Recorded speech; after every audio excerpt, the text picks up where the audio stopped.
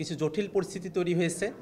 মঙ্গলবার সন্ধ্যায় চলমান পরিস্থিতি নিয়ে জরুরি সংবাদ সম্মেলন আয়োজন করে জাতীয় নাগরিক পার্টি এনসিপি।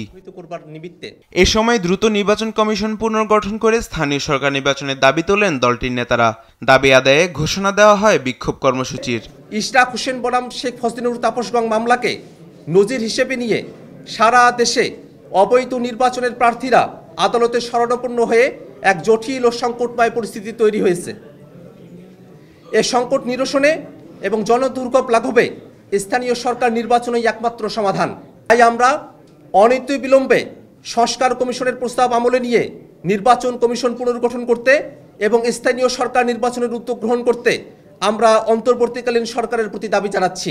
বর্তমান প্রেক্ষাপটে ইসি কোনো একটি দলের প্রতি পক্ষপাতমূলক আচরণ করছে বলে অভিযোগ করেন দলটির আহ্বায়ক। ইশরাকের বিষয়ে নির্বাচন কমিশন কেন আপিল করেনি তা নিয়ে প্রশ্ন তোলেন নাহিদ ইসলাম। ইশরাক হোসেন মামলার যে বিষয়টা একেবারে সরাসরি ইলেকশন কমিশন এই সংকটটা তৈরি করেছে। তারা এই মামলায় কোনো কন্টেস্টই করেনি এবং তারা আপিলও করেনি। ফলে এটা খুবই স্পষ্ট যে তারা একটা দলের পক্ষ নিচ্ছে, একটা প্রার্থীর পক্ষ নিচ্ছে এবং এই ধরনের সংকট যে সামনে তারা করবে না এবং এই নির্বাচন কমিশনের উপরে জাতীয় নির্বাচন বা যে কোনো নির্বাচনের উপর আস্থা তো আমরা রাখতে পারছি। এনসিপির আহ্বায়ক বলেন, প্রয়োজনে জাতীয় নির্বাচন ও গণপরিষদ নির্বাচনের তারিখ আগে ঘোষণা হতে পারে। যদি বিএনপির সংখ্যা থাকে বা অন্য কোনো দলের সংখ্যা থাকে জাতীয় নির্বাচন পিছানো বা সেক্ষেত্রে আমরা তো বলি নাই যে জাতীয় নির্বাচন পিছিয়ে স্থানীয় সরকার নির্বাচন করতে হবে।